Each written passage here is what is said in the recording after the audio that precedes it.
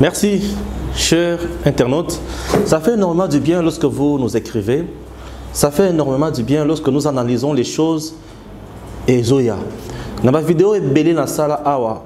Il y a des balé au zo et koki 100 000 elo. Il y a les bosso, il y a élection, il y a rapporteur adjoint de l'Assemblée nationale. J'avais dit la fois passée ici que tant que nous avons une vidéo et au Tikoleka, mais bon, on a que l'élection déjà dans l'Assemblée nationale, Moutuya, la Mouka, tout comme Moutuya ensemble, on a les catés. J'avais dit, et aujourd'hui, ils ont loko et Monissan. Je me félicite, je dis merci na Onazali Kosala, puisque Moutou, Oya l'équipe rapporteur adjoint, Oya Batebele va voter. Ils allaient candidats à MLC. Et j'avais dit que les candidats à MLC n'est pas puisque c'est le moindre mal. FCC ne pouvait pas voter pour la Mouka, ni Cash. Et je ne voyais pas Cash aller voter encore pour Ensemble plutôt. Bien que MLC soit à la Mouka. Je ne voyais pas FCC n'a Cash qui ne peut voter Ensemble à Moïse Katumbi. J'avais dit impossible. Moindre mal, les amours à la Mouka. La Mouka, mais n'a point ni n'a point. Oh, il y a proche, il y a Bemba. C'était le moindre mal. Et voilà, c'est ce qui s'est passé dans l'Assemblée nationale. Aujourd'hui, c'est connu, le rapporteur adjoint du bureau de l'Assemblée nationale, c'est un membre du MLC. Voilà. Voilà, ils ont un point, on a un point, c'est que le Cambo, Doli Makambo. J'avais dit que la haute cour militaire va prouver à la face du monde qu'elle est indépendante. Et c'est chose faite. Aujourd'hui, Doli Makambo condamné pour 10 ans de prison, servitude pénale. Oui. Oui. C'était quoi le problème dans le Cambo Doli Makambo?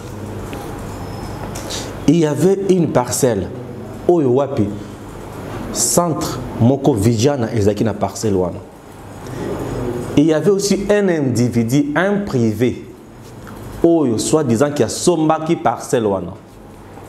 Le régime d'impunité de Joseph Kabila et pesaka un jugement na faveur nae. Alors ces messieurs-là, tango banda koya po atongandako. Alongola, bato bazaki na kati. Les infirmiers et centre Vijana wana ba s'opposaki contre ye. Lokola ba s'opposaki contre ye, il y a la kisi bango ke aza mutomakasi. Mutomakasi azaki kana batu ya impunité simanae. Il y a peu perdu puisque Doli Makambo dit peut perdre. Ah, Chadari, nana poso lobayaya. Alors, Doli Makambo qui était ministre provincial en charge de l'intérieur, a Bosanaki Moussalanae, a bandi ko kengela mutuana, bandi ko protéger mutuana. Jusqu'à tel point que Tindelena ba policier babana ko sécuriser. Usurpation de pouvoir. Je l'avais dit que ce monsieur doit être arrêté. Et aujourd'hui, il est condamné à 10 ans de prison. Oui. Puisque c'était inacceptable. C'était inacceptable. J'avais dit que Moussala, il y a un ministre provincial en charge de l'intérieur, et il y a un conflit ou ils foncier. Non. Alors, Doli Makambo a pesa ki mutuana ba policier. Et c'est que mutuana a qui pour bato a tonganda koana. Bato ya centre Vijana wana hôpital. Ba telemeli ba bato ba manson ya mutuana. Na ba policier wana Doli Makambo non. Il faut na utiliser force. Atindis ko jeep nae na ba garde nae ba ke wana. Awanga neti mambo se bimika kana poasa o. Ba ke wana. Mais tant ba komi wana. Bamonakini et comme ya ko bendana bazozwa mutu bachaye na mutu kawana po bakende na ye mutu ka ministre provincial ya intérieur bachia mutu bakanga donc ayaki ko kanga bato. Est-ce que le ministre provincial a kanga bato? Ce n'est plus l'heure d'impunité. Ah oui, ce n'est plus l'heure d'impunité. J'aimerais que le PPRD fasse un communiqué pour prouver à la face du monde que basant l'impunité na batuna bango, usurpation de pouvoir. Et aujourd'hui, il vient d'être frappé. Une première en République démocratique du Congo. Ministre en fonction, frappé et makala. Namboka la biso. Et, dans le régime anani, il y a Mobutu ya Kabila. Et dans le c'était Bazakabatu intouchable. Mais Félix avait dit non, pas question. Il faut trouver solution. La vie humaine et le sacré. Nul n'a le droit d'ôter à quelqu'un la vie. Nul n'a ces droits-là. Personne. Je dis bien personne. Et l'infraction impardonnable, c'est celle de tuer. Personne. Alors, bagarre de qui va vie babomi, agir adjoint à Viviane. Les baboma qui est, il commence et comme une haute cour militaire. Les députés provinciaux, baboya ko lever immunité à Doli Makambo. Baboya Doli Makambo.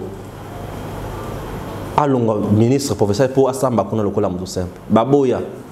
Ba côté le po ba yebele kuna baza ya PPRD na FCC to yebani. Ils avaient cautionné l'impunité. Ils avaient cautionné la criminalité. Ils avaient cautionné la tuerie. Ils avaient cautionné l'inégalité. Ils avaient cautionné ce qu'on peut appeler l'injustice. Donc ils avaient accepté la mort de ces pauvres messieurs. Et avec ça, tous en abangara lisu likolo lisu, tous otala kaka bango. To tala nani ya kosala buzoba. Yambalo to kotika mutute. Tous pas à pas. Pourquoi? Puisque ça n'est de trop dans notre pays. De trop, de trop. Batu bakufi mingi. Bashebeya, baboteti. Makamone ikinaka milinga esili. Mais yambalo ya milingezate. Tolandeli likamoli su likolo li sutina suka total.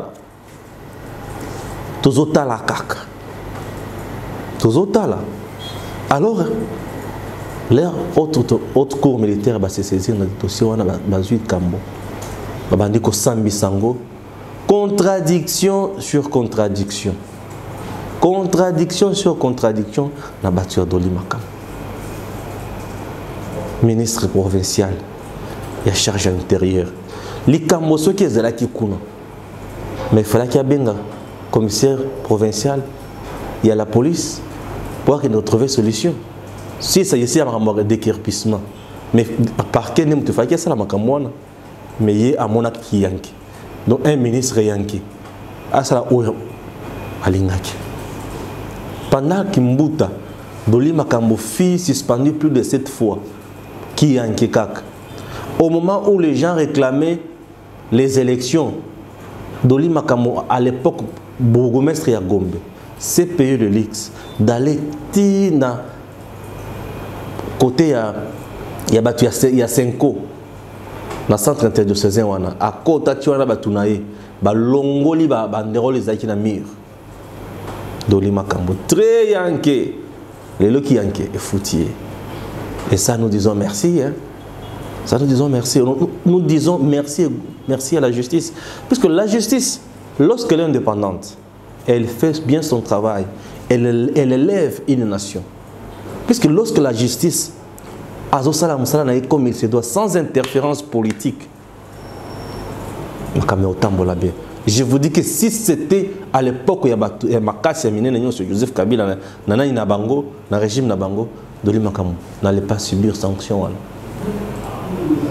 Haute cour militaire à Talé. Le président de la République a émis dossier à Zotalango bien. Oui, il y a un comme Zotal à Kakabalam, tout jimélé.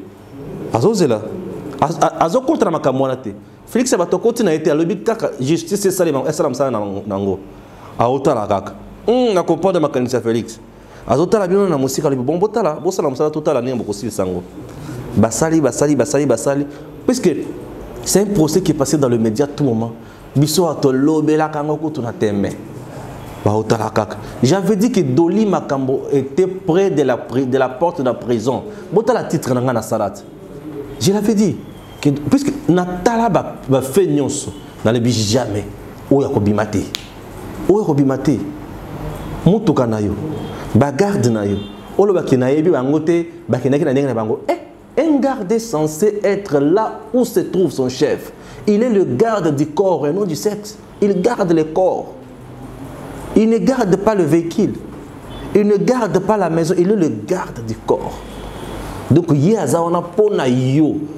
Donc, ton pied, mon pied. Ok, koto azotala. Au balu tu koto azotala. Si mon koto sur le téléphone, garde azotala yakaka. Attends la mopanzi, attends la gauche, attends la droite. Nani azana posa, asala mokonzi mabe. Puisque ce qui mabe kweli mokonzi. Yeni muto bakukanga. Regardez le garde au bazaki na présidence la tango musée tango basa, c'est na musée. Tous ces gens là bazo se retrouver na makala. Pourquoi? Puisque bango musala la bango eza pona ko battre la muto wana. Siko liwa yendenge nini? Siko ke kolobake babima ki sanki oyep. Chauffeur naïe, alors baki yo bana ko tsaina mutuka nanga ngana bana ko bibisa ye o. Yo mutuka no kuna ya mukonzi koma ki kuna ndenge nini? Bon, on a vu ça dans les miquets. Bon, c'est même ça la pampers na bongo. Bon, on a vu ça dans les miquets. Bon Nico. Alors, doni makambo 10 ans. Na mutu oyo ya lupango wana o bana kuluka makambo na ye, na doni makambo bana ko beta kopo wana 10 ans. OK? Na chauffeur 2 ans. Policier a bomaki pe 10 ans. Pe ba longoli pe na la police. Et il est condamné à perpétuité. Donc il y a les belles atiliwa. Tibako kangaye. Akimara malam bisika kim. Voyez un peu. Voyez un peu. L'injustice sociale est cotisa la guerre et belé bisika et belé. Alors pour aussi cette injustice sociale, il faut avoir une justice forte. Et avec ça, ça prouve à suffisance qu'il y a eu des gens, des dirigeants, qui sont vraiment bandits dans le cannabis. Je vous ai toujours dit que nos dirigeants, ceux qui vous landeli bango malam, bazala kanaba vire moko kozwa idete. Puisque baza à l'occasion un service, à l'occasion une fonction zanango, azo ça dit n'importe quoi. Or c'est une faute en administration. À l'occasion du service, tu fais de n'importe quoi. Au profiter pour un ministre, au banda osala makambo, au ils en fonction na oté. Les attributions sont des droits. Makambo o na droit na compétence na oté au kosala ngoté. Et lorsque vous osala makambo o ils en compétence na oté, ça devient l'usurpation des pouvoirs et ça devient aussi de l'incompétence. Puisque la personne compétente, c'est celle qui travaille dans les normes, respect et loi yamusala naye. Mais ce que nous voyons en RDC, ça laisse à désirer. Et aujourd'hui, il ne faut pas camber. Mais maintenant, il y a aussi une autre possibilité. Est-ce qu'au cours de cassation, maintenant, la Cour de cassation, elle, ne vient pas juger les fonds. Elle va venir juger la forme. Pour nous dire respecter la procédure, nous sommes respecter. Ce qui a trouvé que va respecter la procédure, nous sommes sautés. À kokata les Camerounais, pour nous dire que les Camerounais ont quitté yoté. À kozongisa les Camerounais ou soit na ba juge wana ou soit à chez bureau mususu à proférer ba sami sa mutwana na bureau mususu pour respecter principe. Cour de cassation ko sala wana. Tozotale la épée. Tokota la cassation total qui a décidé ndenge nini. Entre-temps, Dolima Kamo peut demander ce qu'on appelle la liberté provisoire. Il y a une hostilité. Ce qui a saisir cour de cassation na batunaye. Pour naïbi qui va saisir ngo. Mais ba conseiller une liberté provisoire. Ala na vungule kunate apema mais pour na vungule a olia yango. Oui. Dolima Kamo ali vungule. Mukeba et calamité bakotana Dolima Kamo na prison. Ce qui peut faire la chambre qu'on a habité 10 ans. Et ça vaut la peine.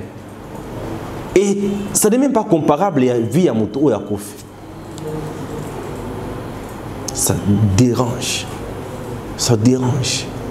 Un jeune pauvre de 33 ans est parti. Prenez pour protéger d'intérêt na yo. Ce qui peut aller un individu wana ou à somba que le pangwana. Azape na bambongo wa banda ko pesa ministre. Vous comprenez comment nos ministres deviennent de riches? Pour bakomaka na makamona ya wona pesa ngoma mbongo ebele bon ngana privilégié yokuna na sécuriser le pango soma na combien o le pango na soma na $100,000 OK ngana na combien te mokozi zo $20,000 au protéger nga et on a posé mbongo ebele bazaka mbongo lo lenge wana ba mafia isa ebele tout ça ils ont makambo tout ça ils ont makambo moko compliqué et avec ça le point B, il y a émission, il y a vidéo dans le il y a actu politique, et que vous allez faire fouiner. Et tout ça, ça doit nous ramener à fouiner. Puisque le ZIS, l'Union européenne, le pays est belé. Félix a fouiné kaka. Nani ya kukweya, na okoma ya point. Tango bako fouiner nani ya kukweya. Je vous avais dit, silence au Félix Azozalango. Et sa faiblesse. Et lui-même l'avait dit une fois que l'avantage que j'ai toujours eu sur mes adversaires, c'est que je suis ignorant. Oui. Mais et je garde silence. Attention, mon tour garde silence. Il est dangereux. Il est très fort. Il est en train d'étudier ses calculs, ses stratégies pour vous contourner et vous battre. Et aujourd'hui, une première en RDC, de voir un ministre, Bakangi, pour les camaux, ils ont touché, tu vas 10 ans de prison. Ça, c'est une annonce. Yango Bomoni, Ndekonani, Dunia Moni, après avoir reçu la bouzoba ou Lobaki, puisqu'il y a déjà une plainte contre Dunia. Oui. Alors, il y a des photos où Dunia a jamais Kabound. Pour l'année. Pour aller, c'est non, mon amant, pas pour ma moto. Puisque nous savons dans ces pays que c'est la CENI qui organise les élections et qui publie les résultats. Mais comment donner à c'est Joseph Kabila qui Félix est là présent sur base volontaire de Joseph Kabila. C'est qu'à la vérité. Mais il faut qu'il y ait une cause de tribunaux pour nous la Kisayango. Je disais, ce sont les choses où on a le bac à place, Vandeko. Non, comment on a le bac à tout moment?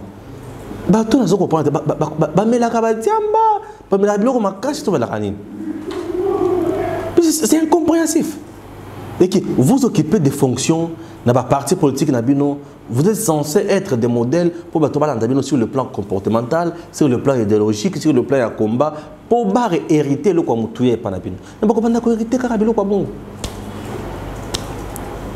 La matinée politique, oh je chadara salakia. Oh, hyperkit politique, hyperkit justice payant ça c'est l'hyperkit sur le plan de justice. Ma petite nabinote, talaning baza. Ça montre à la face du monde aujourd'hui que nous étions dirigés par des gens compliqués. Un monsieur qui a comporté un reproché. Quand il était bourgmestre, comportement il y a toujours sans ménagement, il y a brutalité. Maintenant aujourd'hui,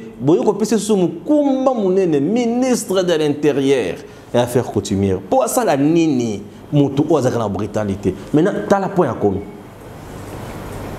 Tu as la point à compte. Est-ce que moi là un ministre de l'Intérieur ou il y a eu président Moussalanay? Non.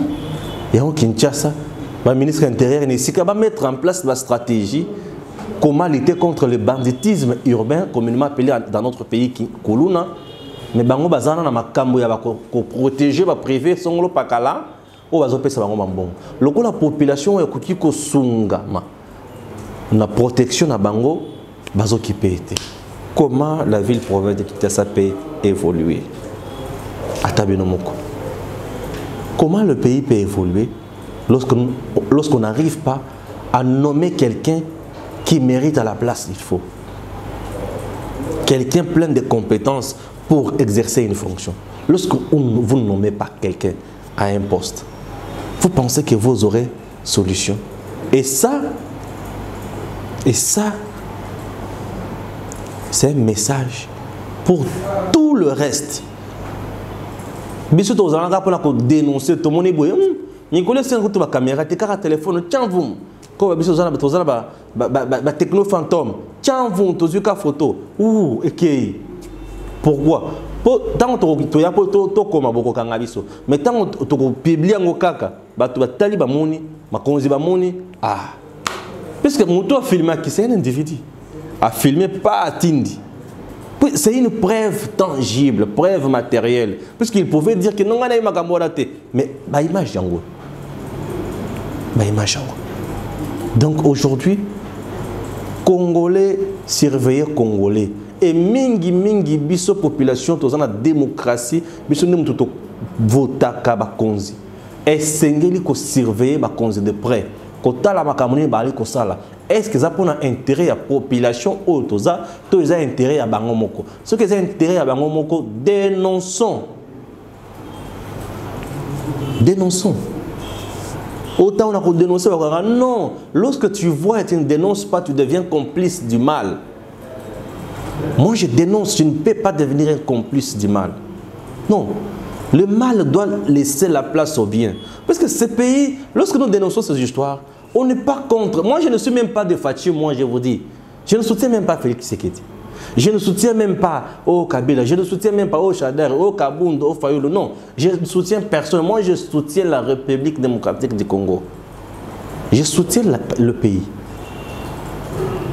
Quand je soutiens le pays, je soutiens les autorités. Mais ceux qui ont autorité à Sali Mabé, on ne s'acharne pas sur la personne Yamoto. Pour vivre Yamoto, Yanda connaître le Belakango Awate. Comment on s'acharner dans Yamoto? Non, nous on ne parle pas de la vie Yamoto. Est-ce que quand je parle là, Naïm Sibino qui a donné Makamba autant d'enfants, est-ce que je vous ai dit qu'il a autant de femmes? Non, c'est sa vie. Mais surtout, le Belamoto, sur base de fonction. Oui, nous sommes là. Nous parlons de ça, c'est ça. Donc, et Betty Nalus est sauté. Il va se retrouver au niveau à Sawal.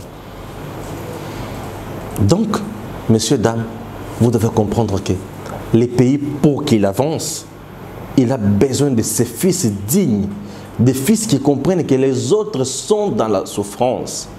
Nous devons faire de tout notre mieux pour balonger la passer. Pour ce que vous allez en côté passer. Chers compatriotes, Doli Makambo a-t-il mérité 10 ans de prison? Oui. Oui. La police et l'armée. La police. Constitution et lobby que police. N'engizawana musala la ngwezali ya combattre la population na biloko na bango. Police azosala musala ya mboka. Ce qui est commis à qui asala musala ya individu. Ah, au détourner la mission, c'est la violation de la Constitution et ça devient une autre trahison. Lorsqu'on viole la Constitution, c'est une autre trahison. Messieurs, dames, ce qui vient de se passer doit interpeller nos dirigeants. Lorsque les choses marchent bien, nous disons félicitations. Lorsque ça ne marche pas, non. Puisque par exemple aujourd'hui dans notre pays, sur le plan des droits de l'homme, je vous dis que les choses marchent quand même. Parce que depuis que Félix Tshisekedi est au pouvoir, les marches publiques, babette sur le gaz lacrymogène, marche au bazar et promets, marche aux acquis interdites. Aux autorités urbaines à Pestaki accordé. Là, on vous interrompt. Ce qui est que les itinéraires n'a bien été. Là, on interrompt. Mais marche où il y a beaucoup. Comme nous sommes dans un régime d'information, pour informer l'autorité. Pourquoi vous avez informé l'autorité? Et ça pour appeler Sabino. Appeler Sabino, qu'est-ce que je dis? Appeler Sabino autorisation T. Non. Pour se mettre en position, il y a cause de la sécurité. Pour sécuriser l'activité pour le dérapage et la. Puisque lorsque vous marchez, sachez très bien qu'il y a d'autres Congolais aussi qui ne partagent pas le point de vue avec vous, le même point de vue, ou bien la même cause pour laquelle vous marchez, ou vous contestez, mais bango peut avoir le droit à convoquer librement l'activité na bango. Maintenant, ça devient mauvais lorsque les gens marchent et Au cours de la marche, dérapage, copier, là, ça devient des infractions.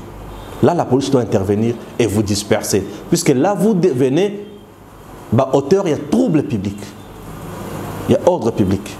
Lorsque vous dérangez l'ordre public, là, la police intervient. Puisqu'elle est là pour le maintenir l'ordre aussi public. Ok? Ah voilà. Là, on se comprend bien. Mais marche, c'est au Salem. Ça, nous louons. Nous disons bravo à son Excellence, Monsieur le Président de la République, Félix Tshisekedi. Et nous disons bravo à son Excellence, Monsieur le Gouverneur Gentili Ngobila. Oui. Quelque part, il a cessé d'être PPRD, il est gouverneur. Là, nous approuvons. Merci, félicitations, parce qu'il le fait bien. La police, nous disons félicitations. Dans ce pays, il y a eu récemment marché Bakangi Batu. La police, et la police Kangi Batu qui a mapa na secret. Quelques temps après, libéré Bango. La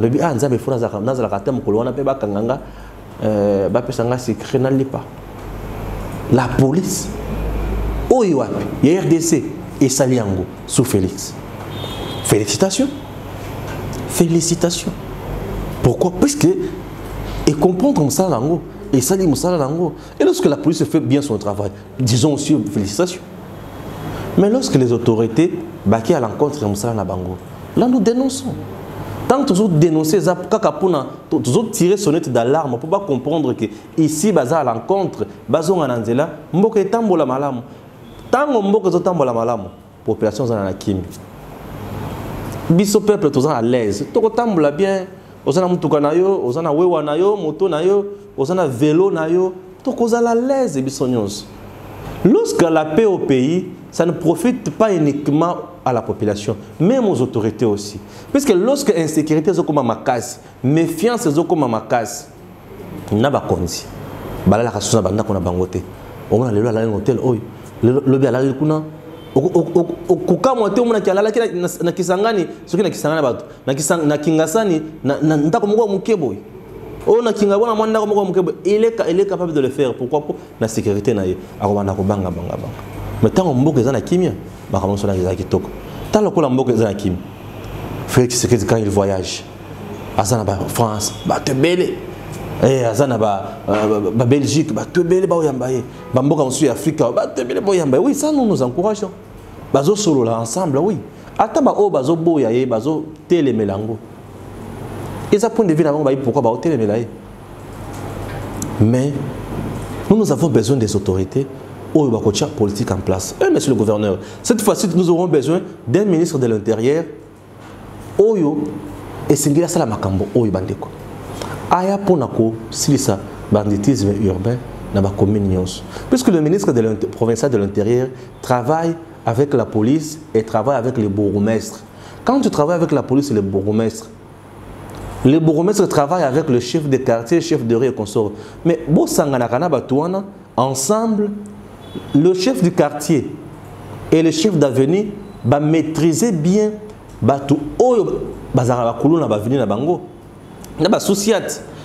travailler en collaboration et mettez en place des stratégies où il y a des malfaiteurs qui ont traqué bango. Et tant que traqué bango, ils ont pour bango pour misous on a pour bazang éducation. Mais chercher à orienter banana misous. Misous bazo sala pour nanzala. Bo kangi bango. INPP l'État chef de l'État lobaki akokanga bakulu na nyonso bakoyekola musala na INPP. Oui. Boche bango na INPP. Ba yekoli musala kuna. Ba manson ba école technique ya bilanga ba sali bilanga pe ba école technique ya ko sala banzela, c'est la main d'œuvre oyo ko kozala kitoko pona mboka parce que moi na leka ko yekola musala yekoli musala abani ko sala musala kitoko leka bana ko sala musala abani ko lesa pe le botanae peut-être on se bloque ce que Isaac pona nzala po ebeleza le pona nzala et ça vaut la peine. Mais ce qui tant nous besoin kanga bango boké bango mamoko boké botini mona kibomango ba yekoli mundu ki ba yekoli mundu ki boche on armée ya kone bazo bomba ba facilement wana boche bango bongo te bo épargner bango na armée nano bo épargner bango na la police boche bango na makambo bilanga ma banzela. C'est une bonne chose, une bonne politique que les Ministre provincial Yambalo, ce qui est intérieur, peut appliquer. Ministre provincial Yantéré Yambalo, ensemble aussi avec la police, et à l'OKP a traqué la police de roulage où il y a maintenant que population Nandela. Oui. Population a bien ami tokanaï. À l'OKP a mettre en place la stratégie de où maintenant que batuna balabal. C'est une bonne chose. Ça va nous aider.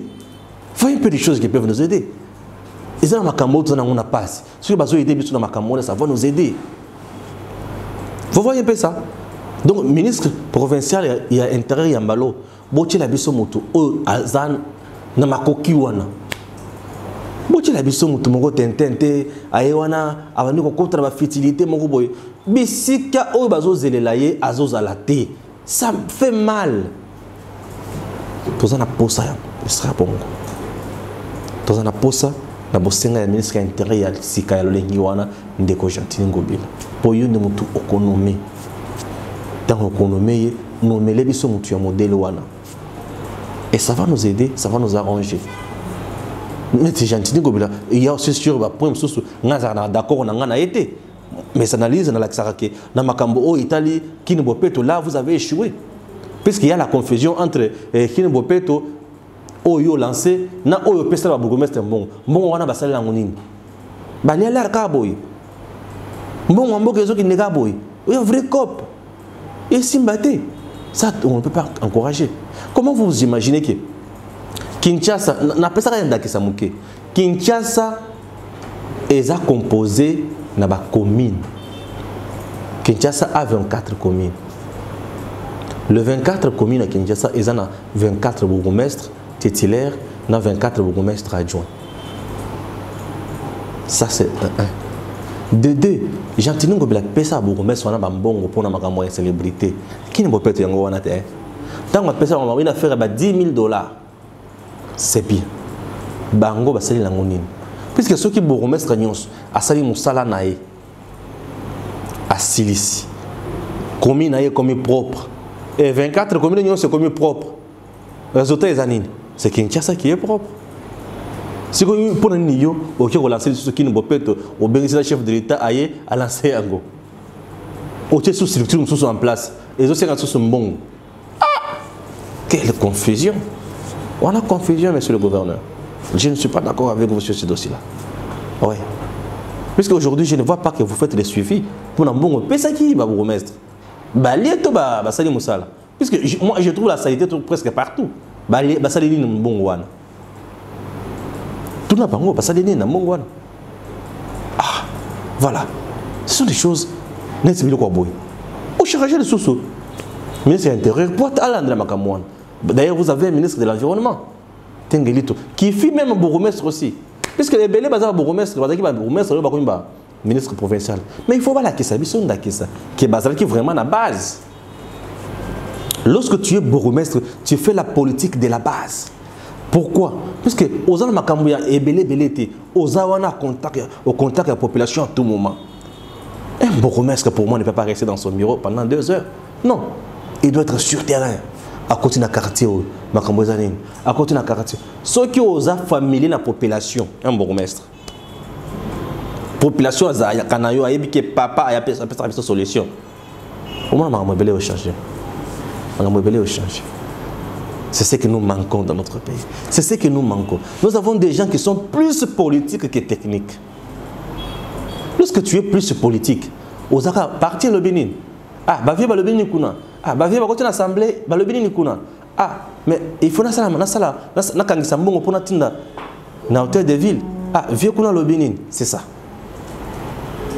Ba week-end, boké ba maluku, boké olia ba mboki. Et ça nous aide dans quoi? Mais ce qui est aux technique, c'est-à-dire aux gens de terrain.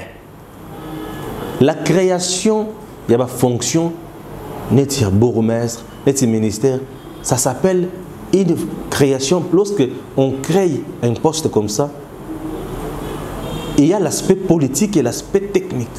L'aspect politique, c'est pour encourager, pour satisfaire mes camarades. Pour récompenser le combat, la lutte. Mais l'aspect technique, c'est pour répondre aux difficultés de la population. Et pour répondre aux difficultés de la population, il faut comprendre bien ces difficultés-là. Et pour comprendre, il faut quitter la cause de la mabele. Pour y les gens qui ont été que le roulage va déranger la beauté, le bureau va déranger la beauté, il faut qu'on soit vignette beauté, contrôle technique. Je ne m'intéresse pas. Mais les gens qui ont il faut bouiller. Ah, il faut bouiller, il faut bouiller. Oui, c'est ça. Pour y aller, il faut quitter.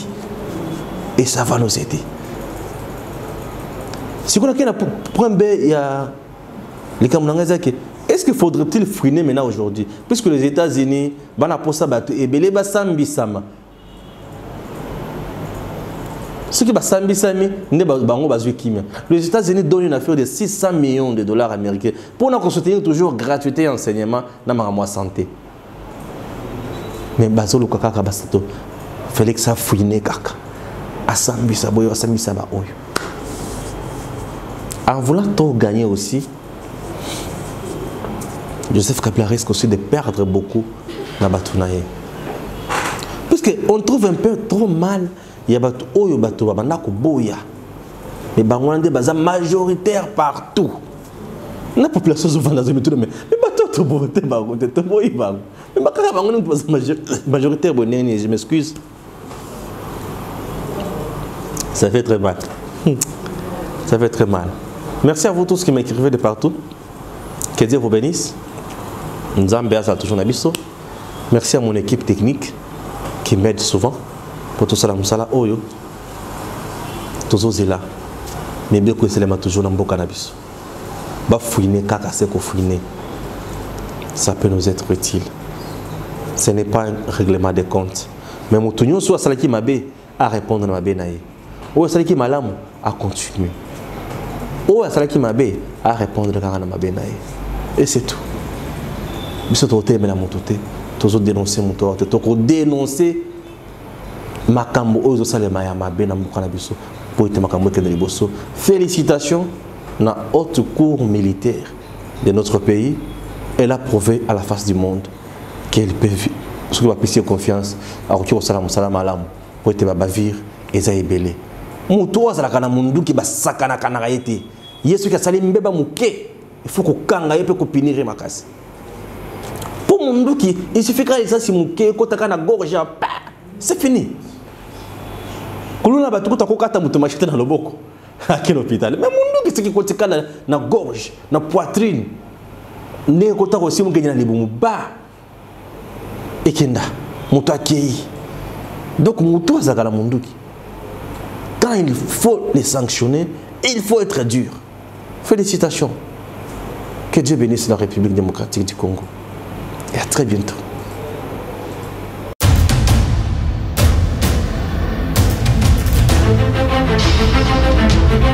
Audio Jungle.